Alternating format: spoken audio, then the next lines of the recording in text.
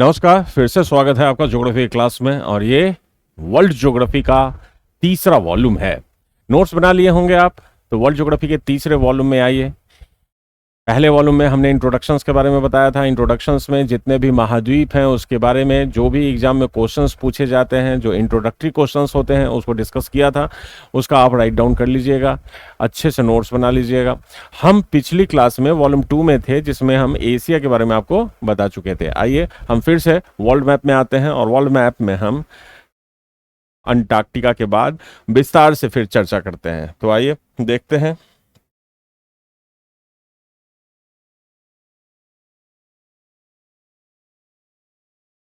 हम्म,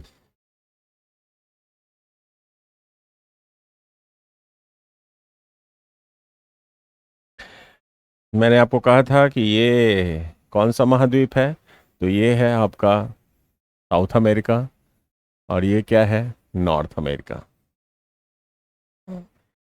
ये कौन सा पार्ट है? तो ये अफ्रीका है।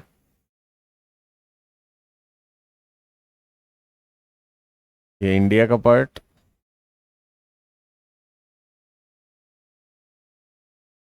एशिया, यूरोप और एशिया।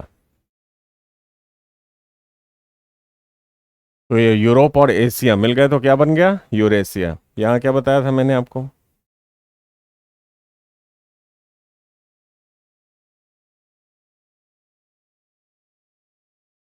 ये ऑस्ट्रेलिया।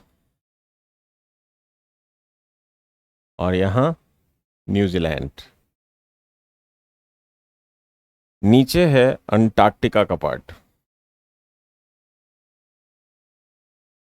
ये अंटार्कटिका है। तो पिछली क्लास में हमने आपको वर्ल्ड मैप में एशिया तक बता दिया था। तो अब देखिए हम कहाँ आते हैं। तो अब हम किसकी बात करेंगे? तो अंटार्कटिका, अंटार्कटिका की बात करेंगे। पहले देख लीजिए ये कौन सा अमेरिका है। तो आप जानते हैं ये नॉर्थ अमेरिका है। ये कौन सा अमेरिका है? ये कौन सा अमेरिका है? साउथ अमेरिका है, यानी दक्षिण अमेरिका है। ये अफ्रीका है। और ये क्या है? ये यूरोप और एशिया, जिसको हम क्या कहते हैं? यूरेशिया कहते हैं। और ये ऑस्ट्रेलिया का पार्ट है, ऑस्ट्रेलिया। और इसी का ओशिनिया अगर कहेंगे तो न्यूजीलैंड को भी शामिल कर लेंगे। नीचे अंटार्कटिका है। अब सवाल है कि अंटार्कटिका से क्या क्या क्वेश्चन आपके एग्जाम में पूछे जा सकते हैं, इस पे थोड़ी चर्चा हम करते हैं। तो आइए देखिए अंटार्कटिका। अंटार्कटिका से क्या क्या क्वेश्चन होगा। देखिए ये अंटार्कटिका जो है, ये अंटार्कटिका से क्या एग्जाम में क्वेश्चंस होते हैं। तो पहला क्वेश्चंस तो लिख लीजिए, इसे कहते हैं विज्ञान की धरती, कॉन्टिनेंट ऑफ साइंस। क्यों कहते हैं कॉन्टिनेंट ऑफ साइंस? क्योंकि यहाँ पे बहुत सारे देशों ने, बहुत सारे देशों जिसमें इंडिया भी है शामिल, उन सब ने यहाँ पे रिसर्च सेंटर लगाया हुआ है। हमारा भी रिसर्च सेंटर लगाया गया है। अब रिसर्च सेंटर क्यों लगाते हैं यहाँ पे, तो एक चीज जान लीजिए, जहां भी हम अगर धरातल पे कोई रिसर्च सेंटर लगाते हैं, अगर पोल पे लगा रहे हैं, तो उसका सबसे पहला उद्देश्य होता है कि मौसम संबंधी जानकारी हम ले रहे हैं। अब मौसम संबंधी जानकारी, या फिर आसमान में अगर कुछ भी आप निहार रहे हैं, तो वहां मौसम साफ होना चाहिए। आप जानते हैं कि जो साउथ पोल है, दक्षिणी ध्रुव या उत्तरी ध्रुव, ये हाई प्रेशर का बेल्ट होता है। और हाई प्रेशर जहां भी होता है आसमान साफ होता है। तो आसमान में दूर तक आपको देखने में बहुत सुविधा होती है। दूसरा, विंड एक्शन को भी देखने में सुविधा होती है, क्योंकि जितनी भी विंड्स हैं वो सब पोलर एरिया की तरफ ही माइग्रेट होती हैं। इसलिए अंटार्कटिका को हम विज्ञान की धरती कहते हैं। और विज्ञान की धरती में हमारे इंडिया का जो सेंटर लगाया गया था, वो पहला जो सेंटर था, आई थिंक 1986 में, ये दक्षिण गंगोत्री लगाया गया था। दक्षिण गंगोत्री। तो याद रखिएगा पहला क्वेश्चन कि ये हमारा इंडिया का पहला रिसर्च सेंटर है जो 1986 में लगाया गया था। आई थिंक ये 84 कहीं कहीं दिया होता है, और कहीं कहीं 86 दिया होता है। तो ये दक्षिण गंगोत्री भारत का पहला दक्षिणी ध्रुव पे लगाया जाने वाला रिसर्च सेंटर था इंडिया का। लेकिन अंटार्कटिका में सबसे बड़ा प्रॉब्लम क्या है कि वहां बर्फ कि मोटाई बहुत ज़्यादा है। तो जहां हमने इसको लगाया था दक्षिण गंगोत्री, वो 1996 में क्या हुआ कि वो बर्फ के नीचे चला गया। अब बर्फ के नीचे चला गया इसका मतलब क्या है, काम करना बंद कर देगा। तो उसकी जगह पे हमने फिर 1996 में एक नया रिसर्च सेंटर लगाया था जिसका नाम था मैत्री। तो ये मैत्री रिसर्च सेंटर, मैत्री रिसर्च सेंटर उसकी जगह पे लगाया गया। फिर हमने क्या किया, 2012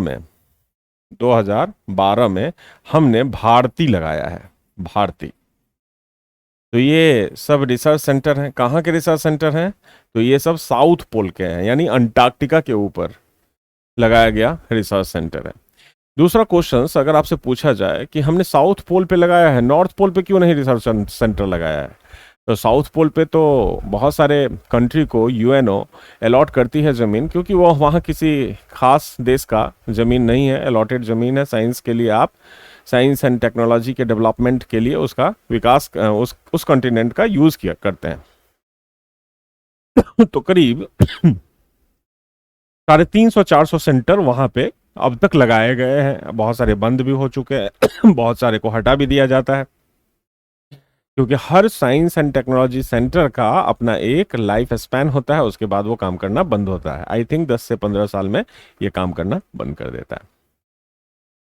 अब अंटार्कटिका के अलावा, अंटार्कटिका क्या हुआ, साउथ पोल हुआ, दक्षिणी ध्रुव हुआ हमारा। लेकिन अगर मैं कहूं कि नॉर्थ पोल पे क्या कोई रिसर्च सेंटर हमने लगाया है, तो हाँ लगाया है। तो 2008 में याद होगा, 2008 में हमने एक रिसर्च सेंटर लगाया था वहां पे, हिमाद्री। ये हिमाद्री जो हमने रिसर्च सेंटर लगाया, ये नॉर्थ पोल पे लगाया। अब सवाल है कि नॉर्थ पोल पे तो कोई जमीन है नहीं, जैसे साउथ पोल पे अंटार्कटिका है, नॉर्थ पोल पे तो ऐसी कोई जमीन है ही नहीं। तो आप लगाएंगे कहाँ, कहाँ लगाएंगे? तो किसी न किसी देश से मदद मांगेंगे कि भाई जमीन दे दीजिए। तो नॉर्वे की जमीन पे हमने इस हिमाद्री को लगाया था। तो जैसे ये सारे सेंटर जो होते हैं, ये सारे सेंटर ये करते क्या हैं, तो बहुत सारी मौसम संबंधी गतिविधियों को पहचानते हैं। जैसे मान लीजिए सी लेवल चेंज हुआ, समुद्र तल समुद्र तल का प्रसरण हो रहा है, समुद्र तल का उत्थान हो रहा है, सी लेवल चेंज हो रहा है, या फिर ग्लोबल वार्मिंग का इंडिकेशंस है। ग्लोबल वार्मिंग का मतलब है कि तापमान बढ़ रहा है या घट रहा है। दूसरा, आप जानते हैं कि पूरे विश्व में अगर ओजोन परत है, अगर ओजोन परत कहीं नुकसान हो रहा है तो सबसे पहले पोलर एरिया में ही होता है। वो मैं आपको पहले बता चुका हूं, ये एक समतापमंडलीय बादल होता है, स्ट्रेटोस्फेरिक क्लाउड, जो ओजोन डिप्लीशंस में मदद करता है साउथ पोल और नॉर्थ पोल पे। तो इन सब की जानकारी हम लेते हैं। कुछ चीजें ऐसे भी करते हैं, जैसे 2016 में एक पार्टिकल्स की खोज हुई थी, आपको याद होगा, गॉड पार्टिकल्स, यानी गॉड पार्टिकल्स, जिसको हिग्स बोसोन पार्टिकल्स कहा गया था। बिग बैंग थियरी पे डिपेंड एक रिसर्च हुआ था जिसको लार्ज हॉर्डन कोलाइडर नाम दिया था। मैंने शायद सोलर सिस्टम में और यूनिवर्स में इस चीज की चर्चा की है। अब ये जो पार्टिकल्स खोजा गया था रिसर्च में, आखिर में ये गॉड पार्टिकल्स का एग्जिस्टेंस है कि नहीं दुनिया में, उसको देखने के लिए एक टेलीस्कोप बनाया था हमने, बहुत बड़ा टेलीस्कोप बनाया था। 2016 की बात है, 16-17 में, जब ये गॉड पार्टिकल्स का एग्जिस्टेंस साबित हो गया था कि पूरी दुनिया इसी से बन रही है। तो उसके एग्जिस्टेंस को वास्तव में देखने के लिए, रिसर्च करने के लिए हमने एक दूरबीन बनाया, उसका नाम था आइस क्यूब। तो इसको भी हमने कहाँ लगाया था, साउथ पोल पे लगाया था, अंटार्कटिका के ऊपर लगाया था, और उसने पॉजिटिव सिग्नल भी देना शुरू कर दिया था। तो ये जो अंटार्कटिका है, ये साइंस कॉन्टिनेंट ऑफ साइंस कहते हैं। दूसरा, ये जो अंटार्कटिका है, इसमें आपको एक और चीज आपको याद रखना चाहिए कि दुनिया में सबसे ज्यादा फ्रेश वाटर कहाँ है, तो अंटार्कटिका में है। अंटार्कटिका में फ्रेश वाटर सबसे ज्यादा है। सेकेंड नंबर ग्रीनलैंड, जो दुनिया का सबसे बड़ा द्वीप है, वो ग्रीनलैंड का क्षेत्र सेकेंड नंबर पे आता है, जो फ्रेश वाटर का, क्योंकि आप जानते हैं बर्फ जो होता है वो फ्रेश वाटर का ही सोर्स होता है, वो सॉल्ट वाटर का सोर्स नहीं होता है। तो सबसे ज्यादा अंटार्कटिका में फ्रेश वाटर है। इसके अलावा अंटार्कटिका को श्वेत कॉन्टिनेंट कहते हैं, यानी व्हाइट कॉन्टिनेंट के नाम से जानते हैं, क्योंकि वहां बर्फ की चादर फैली हुई है।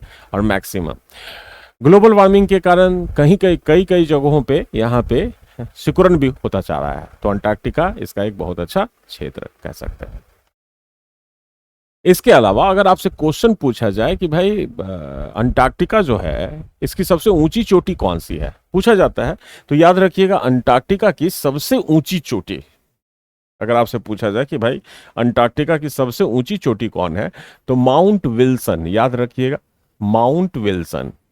माउंट विल्सन ये अंटार्कटिका की सबसे ऊंची चोटी है, माउंट विल्सन अंटार्कटिका में। दूसरा, अंटार्कटिका एक स्पेशल जीव का क्षेत्र है। स्पेशल जीव का क्षेत्र मतलब ये कौन से जीव का क्षेत्र है, तो ये है पेंगुइन का क्षेत्र।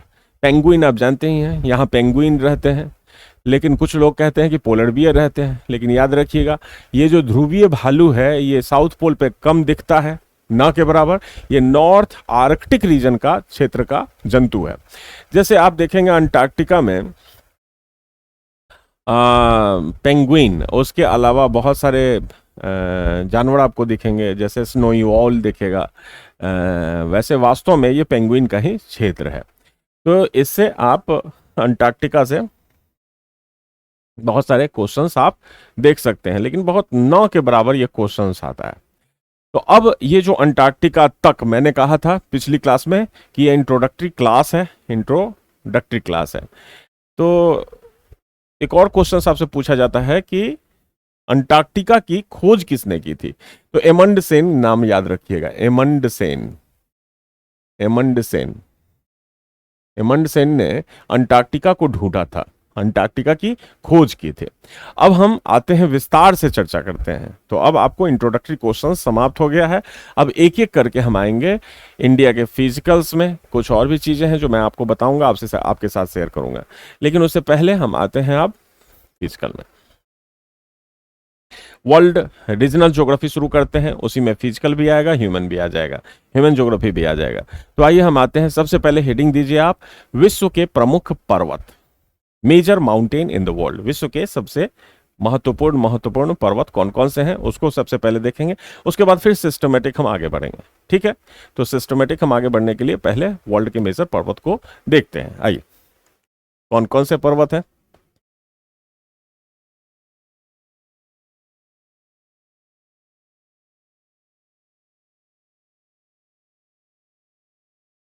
मेजर माउंटेन,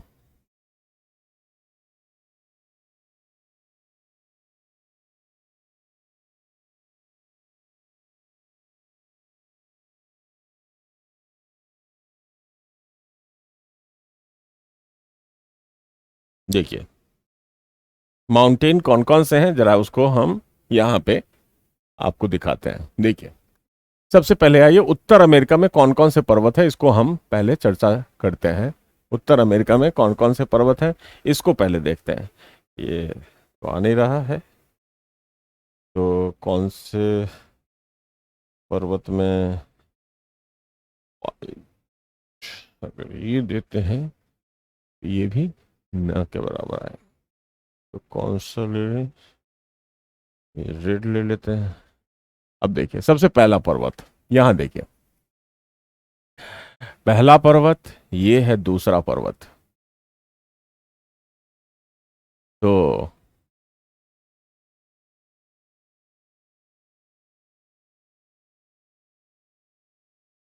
ये है तीसरा पर्वत, और ये चौथा,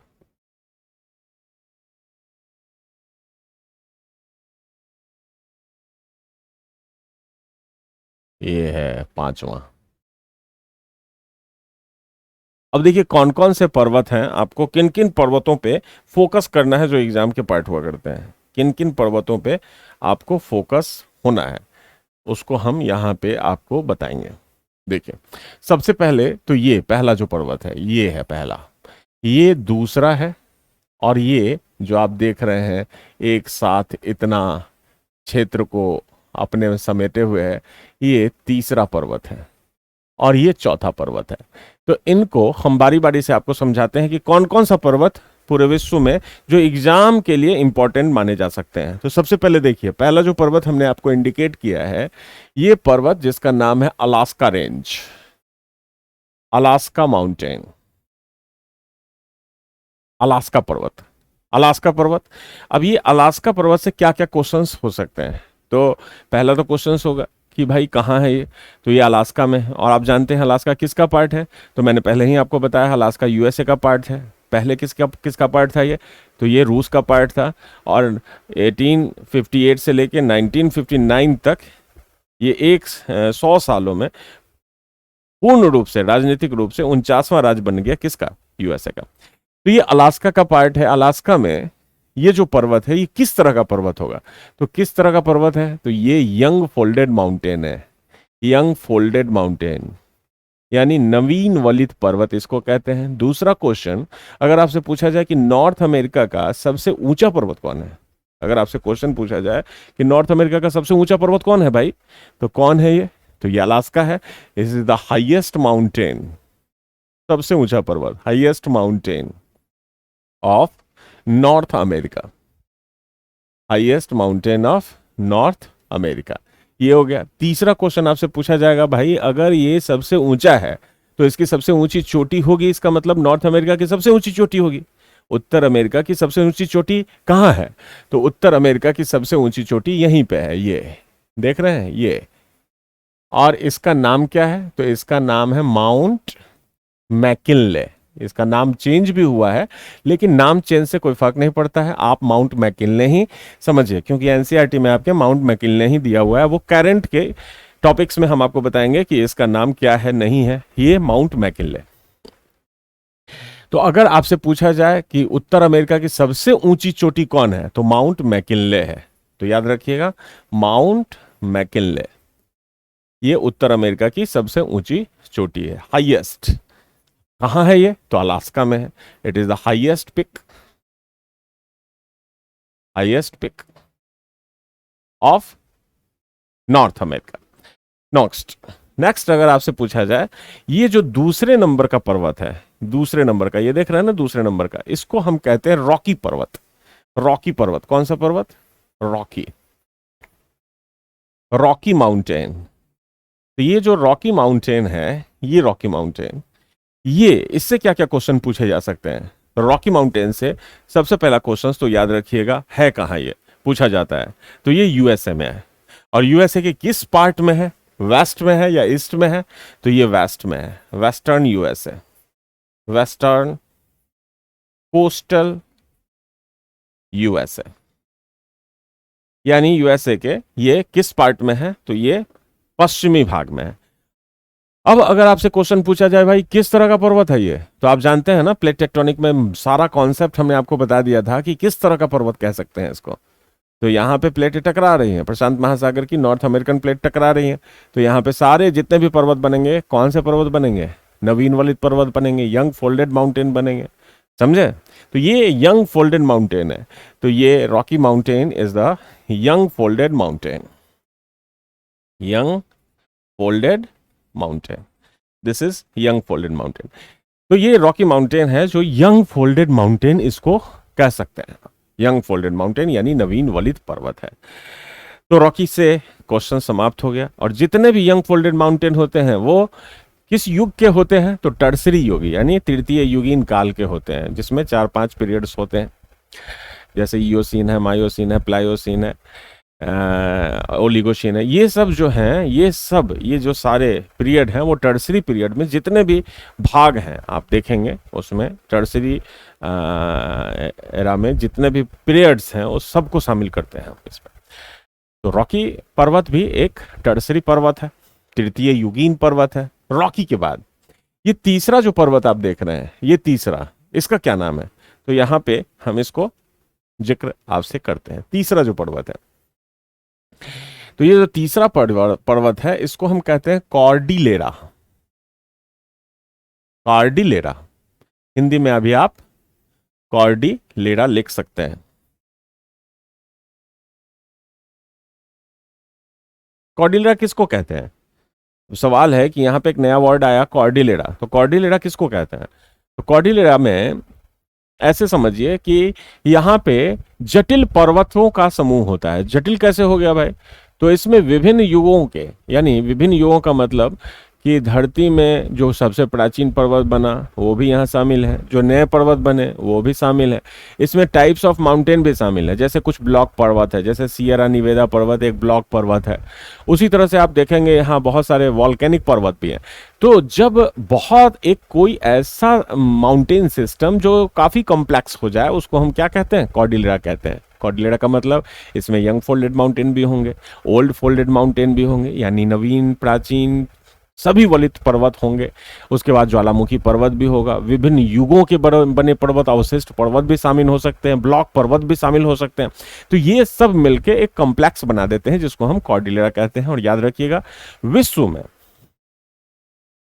विश्व में जो ये कॉर्डिलेरा है ना, ये कॉर्डिलेरा सिर्फ नॉर्थ अमेरिका के लिए ही लागू होता है। नॉर्थ अमेरिका के लिए ही ये देखा जाता है कि ये भाई यहीं का ये क्षेत्र है। तो जब भी कॉर्डिलेरा पर्वत अगर आए एग्जाम में तो यूएसए टिक लगा दीजिए, यूएसए में, समझ गया ना। तो नॉर्थ अमेरिका में सिर्फ आपको ये 4 पर्वत याद रखने हैं, इसके अलावा भी हम छोटे छोटे आपको पर्वत बताते हैं। जैसे अगर मैं आपसे कहूं ये कौन सा पर्वत हुआ, सॉरी चौथा पर्वत पहले देख लीजिए, चौथा पर्वत कौन सा है। तो चौथा पर्वत क्या है, अपलेशियन, अपलेशियन माउंटेन, हिंदी में इसको अपलेशियन कहते हैं, अपलेशियन पर्वत, समझ गए, अपलेशियन। अब अपलेशियन पर्वत कहाँ है, तो अपलेशियन पर्वत यहां यहां आप देख रहे हैं ना, चौथा पर्वत ये अपलेशियन है। और ये एक अवशिष्ट पर्वत है। अवशिष्ट का मतलब बहुत प्राचीन पर्वत है। जैसे इंडिया का सबसे पुराना पर्वत किसको मानते हैं, हमारे इंडिया में अरावली को मानते हैं ना, सबसे प्राचीन वलित पर्वत है। लेकिन अगर मैं कहूं कि दूसरा सबसे प्राचीन पर्वत वलित पर्वत कौन है, तो अपलेशियन है, जो यूएसए में है। तो अपलेशियन क्या है, अपलेशियन एक रिजिड्यूअल माउंटेन है, यानी अवशिष्ट पर्वत है, अवशिष्ट पर्वत है, बहुत प्राचीन बना है। तो एक अपलेशियन हो गया जो यूएसए में। अब हम आते हैं कुछ छोटे पर्वत में जो आपसे कभी कभी एग्जाम में पूछे जाते हैं, नॉर्थ अमेरिका के पर्वतों में। जैसे इसको मिटाता हूं मैं, इसको मिटाता हूं।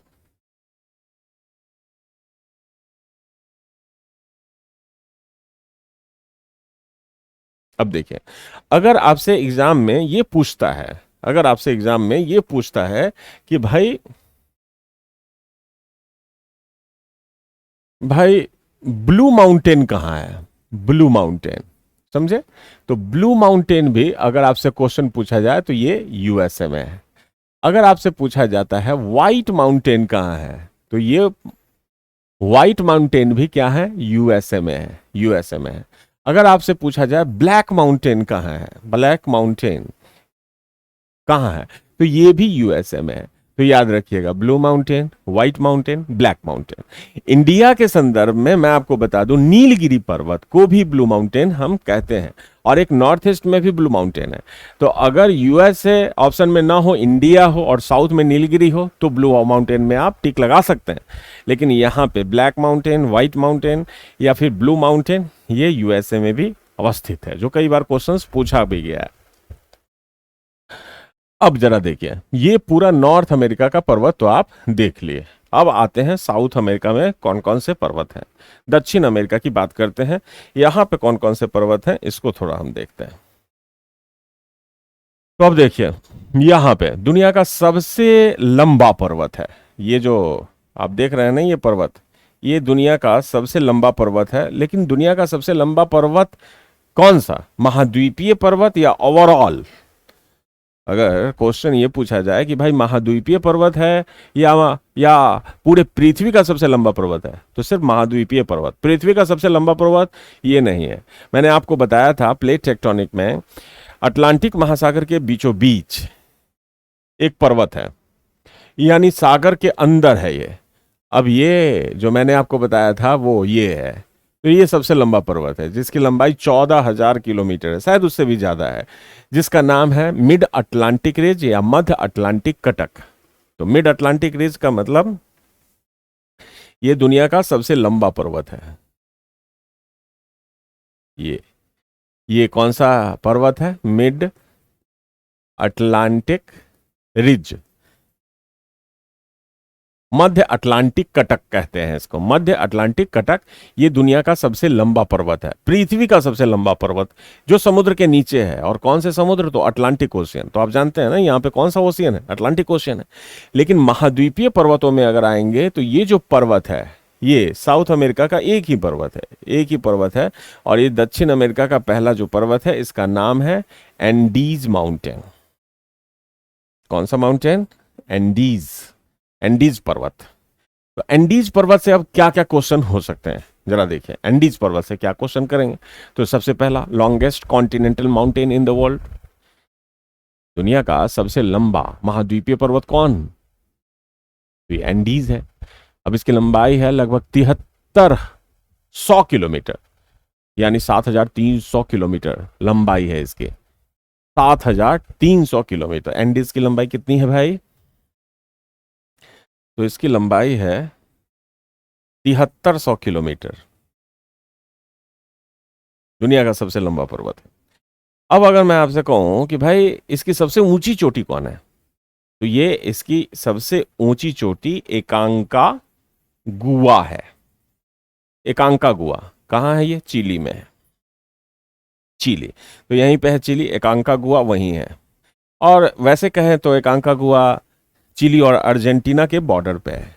कहाँ पे है? तो चिली और अर्जेंटीना के बॉर्डर पे है। तो ये एकांका गुआ ये सबसे ऊंची चोटी है। तो ये जो एंडीज है ये कहाँ है? तो साउथ अमेरिका के वेस्टर्न पार्ट में है। समझ गए ना?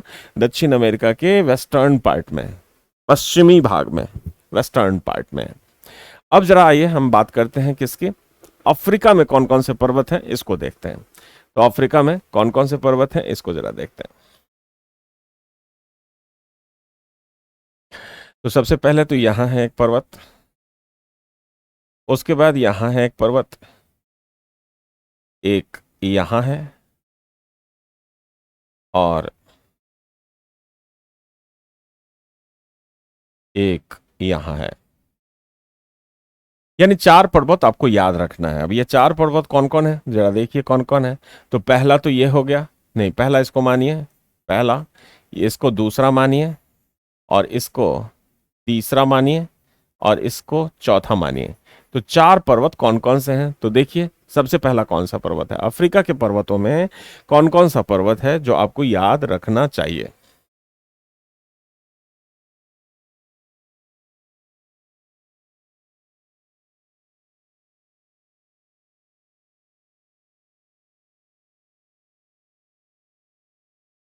ठीक है, तो अब कौन कौन सा पर्वत है देखिए। तो पहला जो हमने लिखा है अफ्रीका में पहला पर्वत, अफ्रीका कॉन्टिनेंट में पहला पर्वत कौन सा है? तो पहला जो है वो है किलीमंजारो। किलीमंजारो, समझे? किलीमंजारो।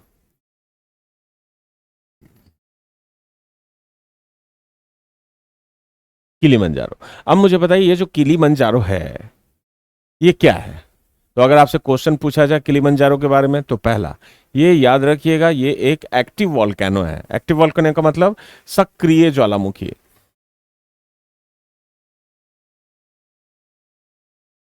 सक्रिय ज्वालामुखी है। दूसरा, ये अफ्रीका की सबसे ऊंची चोटी भी है, हाईएस्ट पिक, अफ्रीका की सबसे ऊंची चोटी। तीसरा क्वेश्चन पूछा जाएगा कहां है ये किलीमंजारो? तो ये it is located in Tanzania. Tanzania क्या है? ये एक देश है। तो तंजानिया में ये अवस्थित है किलीमंजारो, जो अफ्रीका की सबसे ऊंची चोटी है। तो इससे ये क्वेश्चन हो गया। दूसरा जो पर्वत है ये देखिए, दूसरा जो पर्वत आपने देखा ये कौन सा पर्वत है? तो ये दूसरा पर्वत एटलस पर्वत है। Atlas, Atlas mountain, Atlas. तो मैं जो हिंदी में बोल रहा हूं ना उसको पूरी तरह से आप लिखा कीजिए, एटलस माउंटेन। तो एटलस से क्या क्या क्वेश्चन होगा भाई? तो एटलस पर्वत कैसा पर्वत है? तो यंग फोल्डेड होगा या ओल्ड फोल्डेड होगा? तो याद रखिएगा ये नवीन वलित पर्वत है, यंग फोल्डेड माउंटेन। कौन सा पर्वत? यंग फोल्डेड माउंटेन है। ये जो पर्वत आप देख रहे हैं ये यंग फोल्डेड माउंटेन है, एटलस यंग फोल्डेड। लेकिन अगर मैं आपसे कहूं कि ये यंग फोल्डेड जो माउंटेन है, नवीन वलित पर्वत, ये कहां पे है? तो अफ्रीका के नॉर्थ वेस्ट में है, उत्तर पश्चिमी भाग में अवस्थित है। It is located in north western part of Africa. अब जो तीसरा पर्वत है, जरा देखिए, जो तीसरा पर्वत है इसको हटा देता हूं।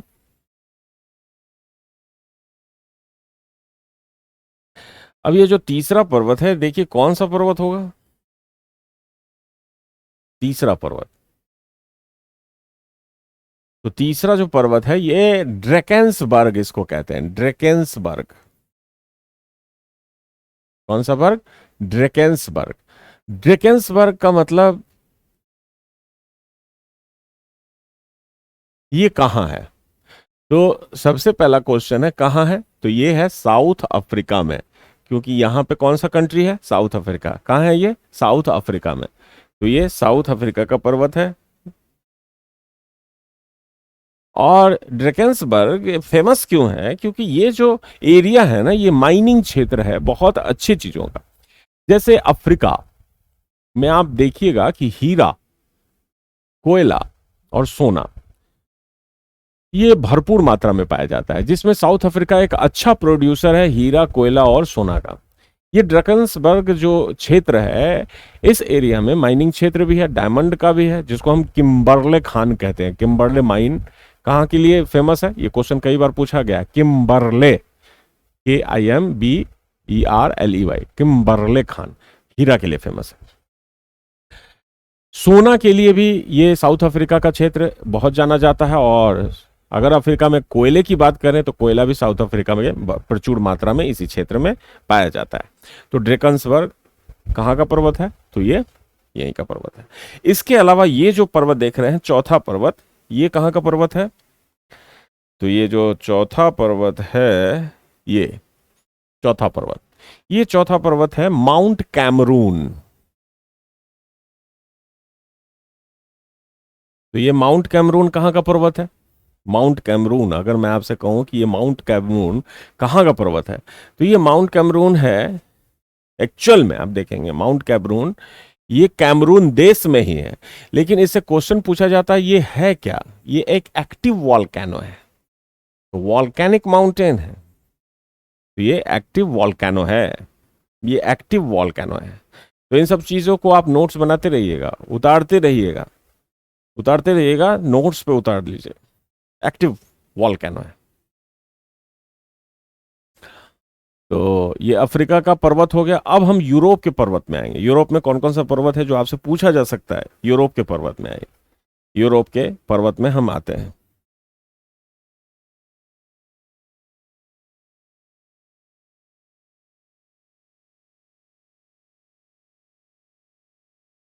इसको मिटा दिया जाए।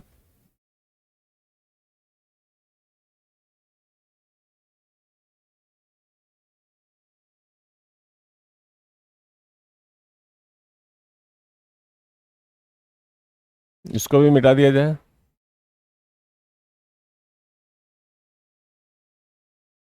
मिटा दिया जाए। अब यूरोप में देखिए कौन कौन सा पर्वत है, तो यहां पे मैं मेंशन करता हूं। अब यूरोप में पर्वत कौन कौन सा है, तो देखिए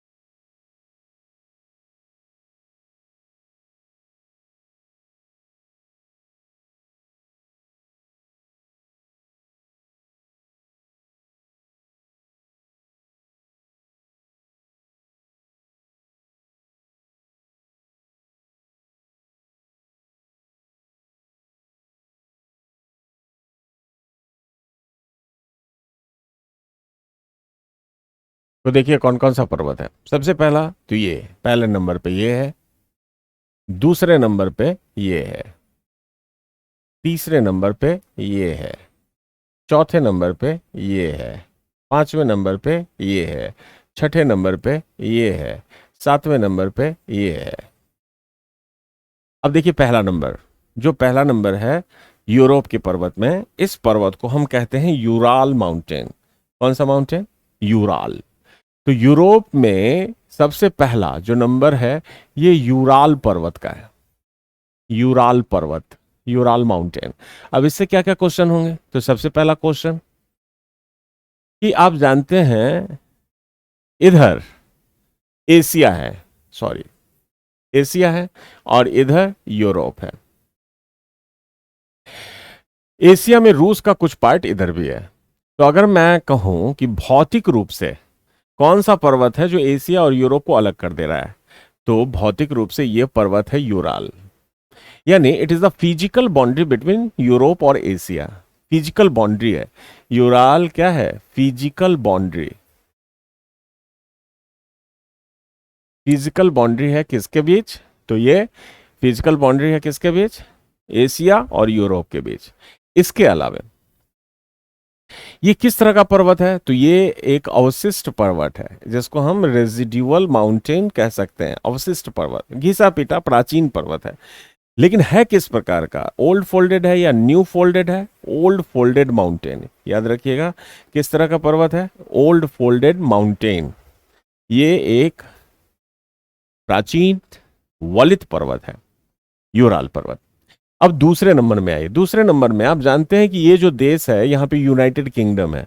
मैंने आपको बताया था ना कि यूनाइटेड किंगडम में कितने देश हैं? 4 देश हैं, जिसमें स्कॉटलैंड, वेल्स, ब्रिटेन और नॉर्थ आयरलैंड को शामिल हमने किया था। लेकिन अगर मैं कहूं ब्रिटेन में एक पर्वत है, ये जो पर्वत आप दूसरे नंबर पे देख रहे हैं इसका नाम क्या है? तो इसका नाम है,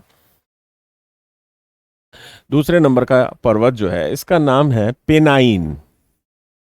पेनाइन माउंटेन, पेनाइन पर्वत। तो अगर आपसे पूछा जाए पेनाइन पर्वत कहाँ का है, तो ये पेनाइन पर्वत ब्रिटेन का है। लेकिन किस तरह का पर्वत है ये रेजिड्यूअल माउंटेन है, यानी अवशिष्ट पर्वत है। रेजिड्यूअल माउंटेन, ये भी अवशिष्ट पर्वत है। तो ये पेनाइन पर्वत है, समझ गए ना? Benign mountain. अब यहां आइए तीसरे पे। ये जो तीसरा देख रहे हैं ना, ये जर्मनी का पर्वत है। थोड़ा सा ये मैप हो गया है, थोड़ा ऊपर आएगा। ये जर्मनी का, लेकिन ये जर्मनी का कौन सा पर्वत है? अगर तीसरे नंबर पे हम बात करें तो ये जर्मनी का ब्लैक फॉरेस्ट है। ब्लैक फॉरेस्ट, ये ब्लैक फॉरेस्ट आपको हमने बताया था शायद ब्लॉक माउंटेन के बारे में, यानी भ्रंशोत्थ पर्वत के बारे में, जिसका निर्माण फॉल्ट के बनने या भ्रंश के बनने के दौरान होता है। इंडियन ज्योग्राफी में विंध्याचल पर्वत और सतपुरा पर्वत को समझाने के दौरान हमने ब्लॉक पर्वत बताया था कि कैसे बनता है। तो आप उसको फिर से देख लीजिएगा कैसे बनता है। लेकिन यहां पे मैं आपको बताना चाहता हूं कि ये जो ब्लैक फॉरेस्ट है ये भी एक तरह का कौन सा पर्वत है? तो ब्लॉक माउंटेन है। ब्लॉक माउंटेन, जिसको हम कहते हैं भ्रंशोत्थ पर्वत। भ्रंशोत्थ पर्वत, भ्रंशोत्थ पर्वत का मतलब भ्रंश के द्वारा निर्माण होता है इसका, और एक पार्ट ऊपर चला जाता है और रिफ्ट वैली भी बन जाता है। तो ये है कहां? तो कहां है ये? जर्मनी। ब्लैक फॉरेस्ट कहां है? जर्मनी में। ब्लैक फॉरेस्ट से एक बहुत अच्छा एक क्वेश्चन पूछा जाता है कि दुनिया की एक ऐसी नदी है जो ब्लैक फॉरेस्ट से निकलती है और ब्लैक सी में गिरती है, और करीब दुनिया के सबसे ज्यादा देशों को पार करते हुए गुजरती है। तो अगर पूछा जाए दुनिया में सबसे ज्यादा देशों को पार करने वाली नदी कौन है? डैन्यूब। याद रखिएगा, यूरोप की नदी है जो ब्लैक फॉरेस्ट से निकलती है और ब्लैक सी में गिरती है, डैन्यूब नदी। तो यहां ब्लैक फॉरेस्ट से ये डैन्यूब नदी निकलती है। डैन्यूब दुनिया की वह नदी है, डैन्यूब रिवर, जो मैक्सिमम देशों से होकर गुजरती है। It passes through maximum country in the world. It is the river of Europe. अब आइए तीसरे चौथे, ये जो चौथा चौथा देख रहे हैं ये कौन सा पर्वत है? जरा ये देखते हैं। तो इसको मिटा दो। अब देखिए ये कौन सा पर्वत है? ये जो आप देख रहे हैं ये कौन सा पर्वत है? ये कौन सा पर्वत है? कौन सा? तो ये चौथे नंबर पे है आल्प्स पर्वत नाम सुना होगा आपने, आल्प्स पर्वत का। तो ये चौथे नंबर पे आल्प्स पर्वत है। याद रखिएगा, चौथे नंबर पे कौन सा पर्वत? एल्प्स पर्वत, एल्प्स माउंटेन। हिंदी में आल्प्स लिखते हैं इसको, आल्प्स पर्वत। अब ये जो आल्प्स पर्वत है, इससे क्या क्या क्वेश्चन होगा? तो पहला क्वेश्चन तो किस तरह का पर्वत है? तो ये यंग फोल्डेड है या ओल्ड फोल्डेड है? It is young folded mountain, नवीन वलित पर्वत है, नया पर्वतों में शामिल है, टर्सरी युगीन पर्वत है, तृतीय युगीन कह सकते हैं इसको। दूसरा, कहाँ है ये? तो एक देश है फ्रांस और एक स्विट्जरलैंड, के बारे में तो आप जानते ही होंगे। तो ये दोनों देश में फैला हुआ है, फ्रांस और स्विट्जरलैंड में ये आल्प्स पर्वत फैला हुआ है। ये यहां पे देख रहे हैं, ये एल्प्स पर्वत है। इसके बाद चौथे नंबर से हम पांचवें नंबर में आते हैं, पांचवें नंबर में। तो ये पांचवें नंबर का जो पर्वत आप देख रहे हैं, ये पांचवें नंबर का पर्वत,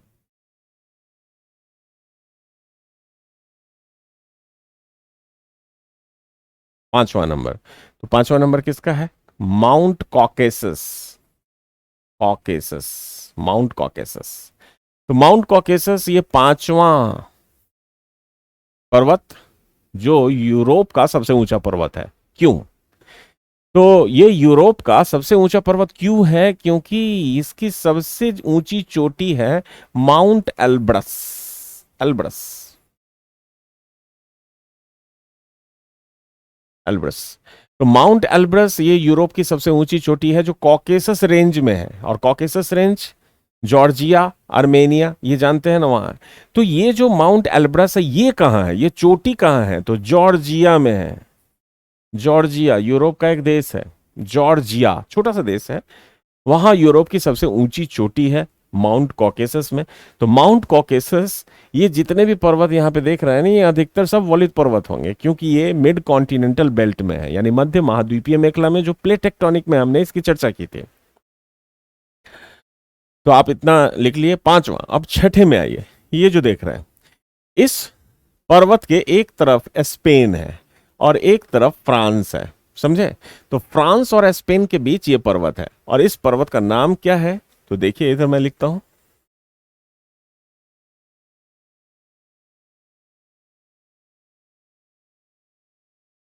तो इस पर्वत का नाम, ओ सॉरी, छठा पर्वत, जिसको हम कहते हैं पाइरेनीज, पाइरेनीज माउंटेन, समझे? पिरेनीज कह सकते हैं आप, पिरेनीज, पिरेनीज पर्वत। तो अगर आपसे इससे क्वेश्चन पूछा जाए, जैसे पिरेनीज क्या है, पिरेनीज पर्वत से अगर क्वेश्चन पूछा जाए, तो अगर पूछा जाएगा फिजिकल बाउंड्री, ये जो पिरेनीज है किन दो देशों के बीच एक भौतिक सीमा का निर्धारण कर देता है, समझ रहे हैं? भौतिक सीमा का मतलब क्या होता है? भगवान ने जो बाउंड्री बना दिया दो देश के बीच, उसी को कहते हैं भौतिक सीमा, फिजिकल बाउंड्री। तो पिरेनीज ये दो देशों के बीच है, फ्रांस और स्पेन के बीच।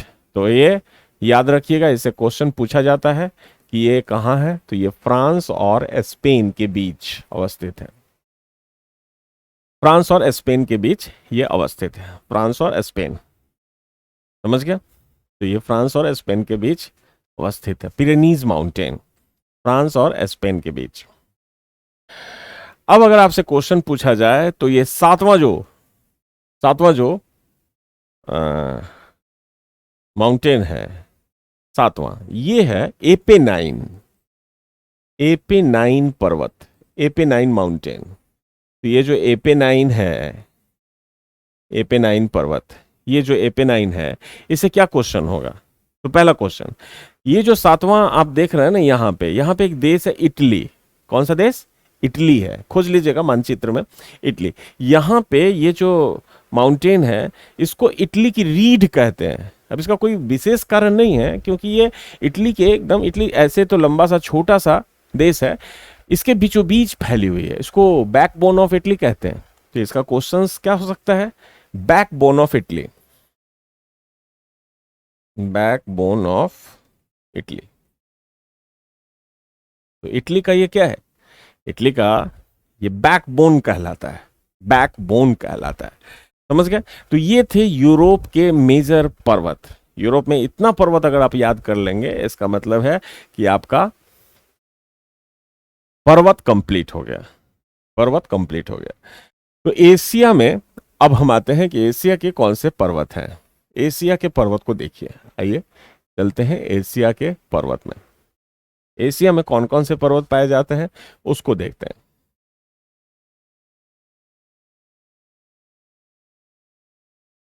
एशिया में कौन कौन से पर्वत हैं उसको पहले देखते हैं, कौन कौन से पर्वत एशिया के।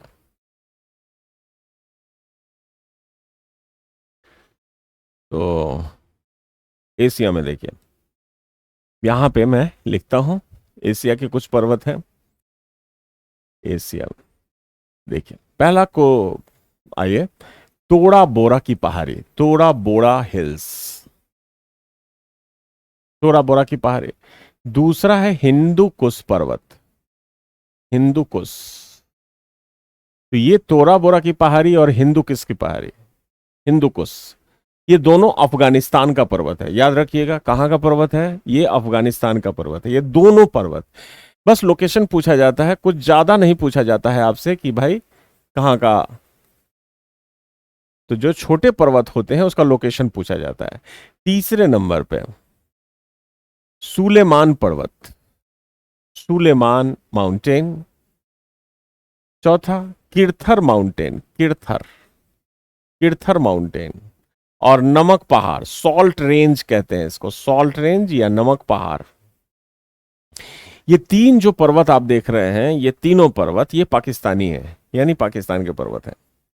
ये पाकिस्तान के हैं। कहां के पर्वत है, पाकिस्तान के पर्वत है।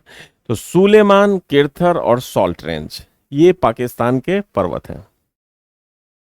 सुलेमान, किरथर और सॉल्ट रेंज। तो सबसे पहले तो आपको मैंने क्या कहा कि यहां पे आप आइए, तो हमारे इंडिया के इस पार्ट में यहां पे अफगानिस्तान है। अब अफगानिस्तान है इसका मतलब ये पहला जो तोरा बोरा आप देख रहे हैं जिसमें लादेन छुपा हुआ था, ये पहला हो गया। दूसरा कौन सा है, हिंदू कुश पहाड़ी। तो हिंदू कुश पहाड़ी ये दूसरे नंबर पे है पाकिस्तान में। सुलेमान, किरथर और सॉल्ट रेंज ये तीसरा, चौथा, तीसरा, चौथा, पांचवा है, छोटे छोटे पार्ट है। और इसके अलावा देखिए, अगर आपसे क्वेश्चन पूछा जाए कि भाई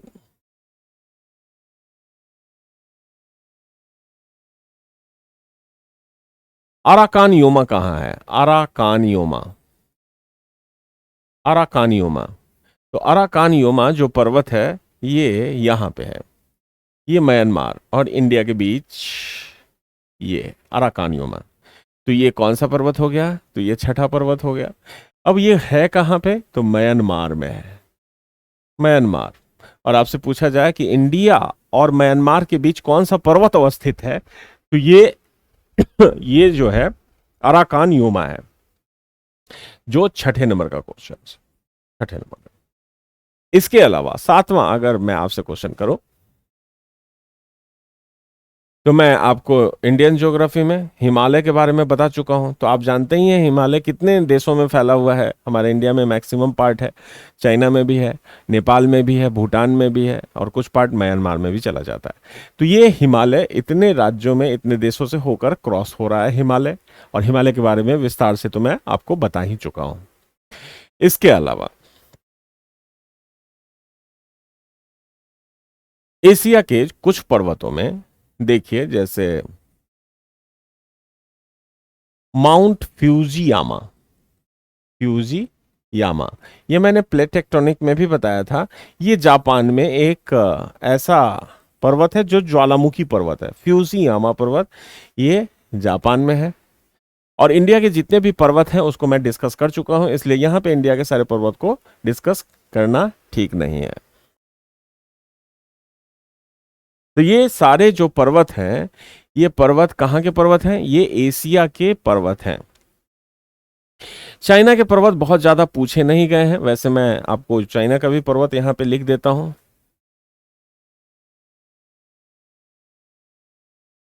चाइना का पर्वत देखिए, चाइना का कौन कौन सा पर्वत है, जैसे 9वें नंबर पे कुनलून माउंटेन, दो 10वां तियनसान माउंटेन, और 11वां आनसान माउंटेन, आनसान माउंटेन, तियनसान, कोनलून, तियनसान, आनसान, ये सब चाइनीज पर्वत है, यानी चाइना के पर्वत है। अब इससे ज्यादा क्वेश्चन होते नहीं है कि भाई ऐसे भी नाम से आपको लग रहा है कि चाइनीज पर्वत ही हो सकते हैं। तो ये एशिया के इतने सारे पर्वत को आपको याद रखना चाहिए। ये कहाँ है, ये लोकेशंस के लिए पूछे जाते हैं, लोकेशंस में कहाँ है, तो ये सिर्फ आपके ऑप्शंस में होगा। इसके बाद हम आते हैं ऑस्ट्रेलिया में, और ऑस्ट्रेलिया में एक ही पर्वत है लेकिन कई बार पूछा गया है। ऑस्ट्रेलिया के एक ही पर्वत को कई बार पूछा गया है। देखिए ये पर्वत है जो एकदम कोस्ट पे फैला हुआ है, यानी यहाँ पे। और इस पर्वत का नाम क्या है, तो इस पर्वत का नाम है ग्रेट डिवाइडिंग रेंज। ये जो ऑस्ट्रेलिया का पर्वत आप देख रहे हैं, ये ऑस्ट्रेलिया का पर्वत, इसका नाम है ग्रेट डिवाइडिंग रेंज। हिंदी में भी इसको ग्रेट डिवाइडिंग रेंज ही लिखते हैं। यानी यहां पे देखिए ऑस्ट्रेलिया का जो पर्वत है इसको हम यहां पे लिखते हैं। तो ऑस्ट्रेलिया में एक पर्वत है ग्रेट डिवाइडिंग रेंज, एक ही पर्वत ग्रेट डिवाइडिंग रेंज है, और याद रखिएगा इसको, ये कई बार पूछा गया है, ये ऑस्ट्रेलिया का पर्वत है।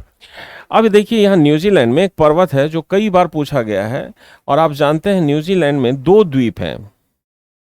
कितने द्वीप? और नॉर्थ आइलैंड और साउथ आइलैंड, यानी उत्तरी द्वीप और दक्षिणी द्वीप। दक्षिणी द्वीप में यहां पे आप देखेंगे, दक्षिणी द्वीप में एक पर्वत है जो कई बार पूछा गया है एग्जाम में। अब इस पर्वत का नाम क्या है? इस पर्वत का नाम है, ये जो पर्वत है इसको हम दक्षिणी आल्प्स कहते हैं। न्यूजीलैंड का एक पर्वत है जिसका नाम है सदर्न एल्प्स, सदर्न एल्प्स, दक्षिणी आल्प्स, दक्षिणी आल्प्स। दक्षिणी आल्प्स अगर पूछा जाए ये कहाँ है, तो दक्षिणी आल्प्स है ऑस्ट्रेलिया में। ऑस्ट्रेलिया में दक्षिणी आल्प्स है, सॉरी न्यूजीलैंड में है दक्षिणी आल्प्स। तो दक्षिणी आल्प्स है कहाँ, नॉर्थ आइलैंड में या साउथ आइलैंड्स में? तो साउथ आइलैंड्स में है। इसके बाद अंटार्कटिका में, मैंने आपको पहले ही बताया अंटार्कटिका की सबसे ऊंची पर्वत कौन है, तो ये सबसे ऊंची पर्वत है विल्सन, माउंट विल्सन। तो ये यहाँ पे अंटार्कटिका का क्वेश्चन आपसे हो सकता है, पूछा जा सकता है। तो विश्व के इतने सारे पर्वतों को आपको ध्यान देना चाहिए, और इसको एक नोट्स बना लीजिए और चलते रहिए इसमें, समझ गए ना? तो नोट्स बना लीजिए और चलते रहिए। भूगोल में अगर आप आगे बढ़ना चाहते हैं तो हम पूरी ज्योग्राफी के साथ उतरेंगे आपके साथ, और एक एक चीज को आपको समझाने की कोशिश करेंगे, समझे? एक एक चीज को आपको क्लियर करने की कोशिश करेंगे ताकि आप आगे बढ़े। क्योंकि एक टीचर का सबसे बड़ा, एक टीचर के लिए सबसे बड़ा उसका एसेट्स क्या होता है कि उसके स्टूडेंट्स बहुत ऊंचे पद पे बैठे। जब मैं किसी डिपार्टमेंट में जाता हूं और पता चलता है ये जो बच्चा है ये हमारा ही स्टूडेंट है, तो सोचिए कि मेरा सीना कितना चौड़ा हो जाता होगा। और आप देखे भी हैं मेरा सीना काफी चौड़ा है। तो आपकी सफलता अगर